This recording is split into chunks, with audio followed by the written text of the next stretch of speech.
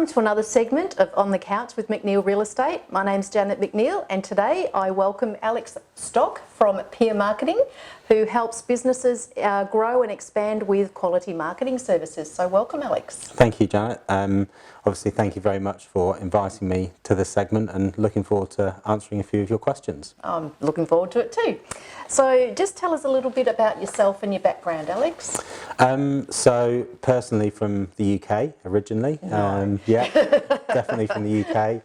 Moved over 7 years ago with my previous corporate career and joined Pier Marketing on a full-time basis about a year ago now as the general manager. Right. And the business initially was set up by my wife Catherine, and we just had our 5th birthday. So congratulations. Yeah, That's thank you. fantastic. Good news. Most businesses don't last more than 2 years, so 5 is brilliant. The stats are pretty frightening, but yeah, we try never to rest on our laurels and just keep moving forward. That's fantastic. So obviously Pier Marketing is a very successful business. So why did you or your wife sort of start the business, and who would be your ideal client? Yeah, so the business was started actually initially 6.5 years ago, and Catherine started as Catherine Stock Marketing. And what she wanted to do was twofold really. One was to offer really good quality marketing services to smaller businesses, so businesses that can't necessarily afford a full marketing department. Yes. And also just to create a job that she loved having and loved going to and loved being a part of. So both, getting clients that really value the marketing, but also working with people that value the environment and really enjoy coming to work. So that's really important to the business. It is very important, that's right. And in this day and age, obviously marketing is extremely important. So with Pier Marketing, obviously you do help businesses become better. How do you do that?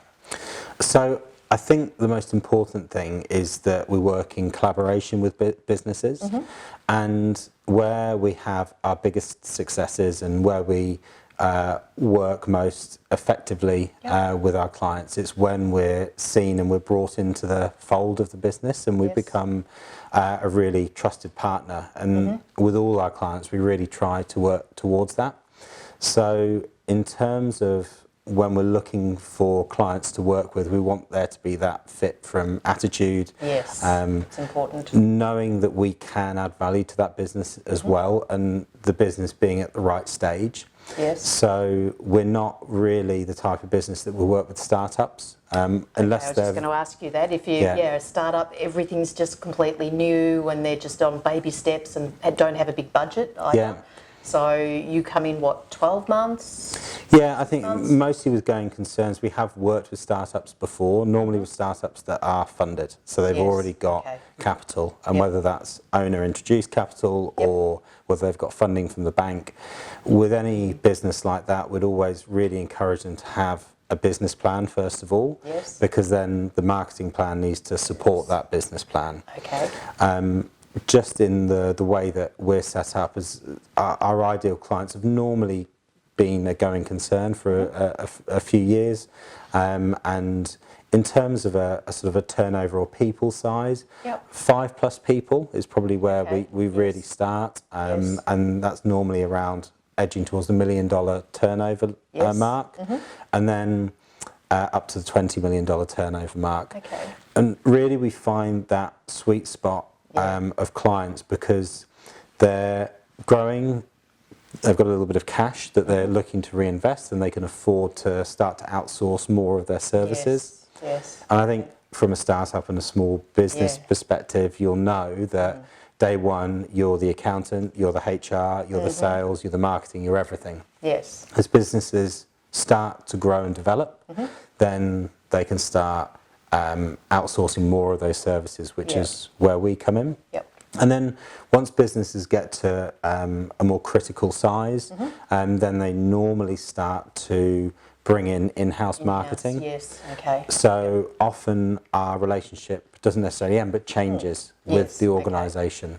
So where we might offer every marketing service from strategic planning to marketing planning and execution, we might just do one part of that. which Okay. might be Yep. management of content for social media channels, or it might be an annual planning session.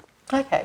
Yep. Oh, that sounds brilliant. Yeah. And I guess if a business is sort of too big, as you say, they're going to then have an in-house department, like a HR department. You know, initially you don't do all that, but as you grow, those kind of things become important. So, do you only work with clients on the Mornington Peninsula? No, so we've got a pretty broad area that we cover. I mean, Yep. really our bread and butter is between Carrum Downs and on the peninsula. Great. But we also have some clients in the city as well. Okay, So we yep. go up to Melbourne probably on a monthly basis, where we'll go and meet with clients there. Yep. And then as far out, we've got a client in Officer as well. Oh, great. So That'd be a nice drive. yeah, it's lovely. Yeah, but Yeah. so South Melbourne and the southeast Yeah. really is where we focus our efforts. Okay. Yeah. When you're interacting with a client, so say a client's got a problem and they want to have a talk to you about something, how do you sort of communicate? Do you do it online, like Skype, or phone calls, or physically going to see them or them to see you? Yeah, so it's a mixture. So Skype and Zoom are fantastic. I don't think there's anything that's a substitute for seeing the whites of somebody's eyes and Yes. sitting down with them. Yes. So we normally either go to our clients' offices or they come to us. And in that terms, we really find that we can just build a much better relationship. Yeah. And if we want to be a part of that business, then we have to be a part of that business. Yes. So client contact time and really understanding what those Yep. clients' challenges are Yep. is really important, and there's no substitute to No, takes you being back to there. old-fashioned communication, I think so. talking face-to-face or picking up the phone rather than SMSing or emailing and Yeah. being very, because that's all open to interpretation, but it's It much is. easier to have a conversation and just drill down with clients.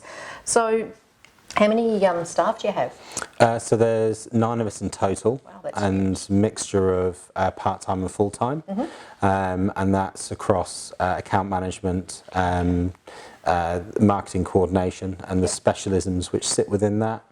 And we actually launched our own graphic design business earlier in the year right, called Pier fantastic. Creative. Yes. And we have a head of studio that runs that with some freelancers that are also supporting that business. So Sounds very exciting. It's all happening for you guys. yeah, no, it is. Yeah. It's been a Yep. really exciting, Yep, very no, that's exciting year. brilliant. So, what sort of services do you actually currently offer? So, someone who suddenly finds out about peer marketing, it's like, well, what actually do you do? What specific types of services? Yeah. So we're a strategic marketing agency, which might sound like, well, what's strategic marketing? Yeah. So And I guess really, it's different for every client too. yeah, it can. So we don't Yeah. just roll out the same thing for Yes. every client. So normally, what that would start with is when somebody finds us, then we'll get them in and we'll sit down for an hour or so, and really start to understand what the needs of the client and the business are. So what are you trying to achieve as a business? Yes. Once we understand that, we can then start to build marketing strategies and marketing objectives around that.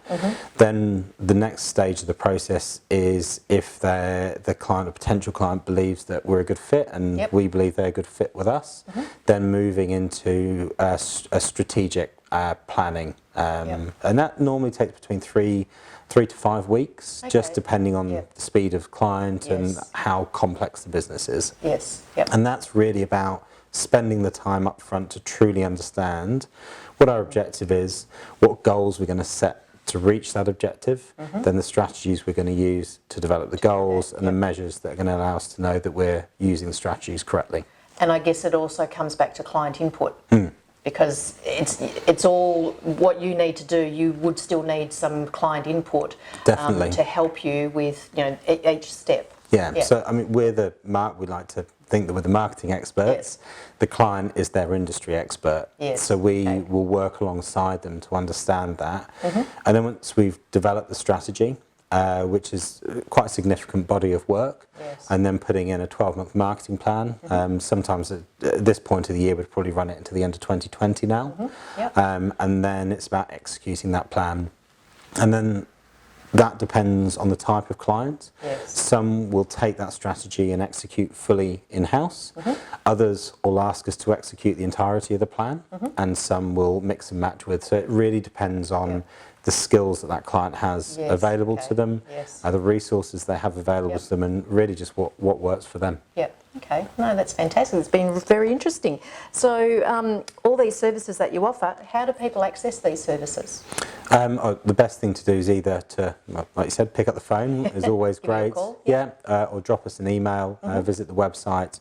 We're on all the major socials as well, so you can track us down through Facebook, LinkedIn and Instagram, and then just get in touch and have a chat. Have a chat and just work it out from there. That sounds great. So obviously that's how people find you. So Alex, when you're not working, what do you do? Well, I've got a 21-month-old son, so trying to be a good dad to him. Yes. And then family time, surfing, going to the gym a couple of times a week as well.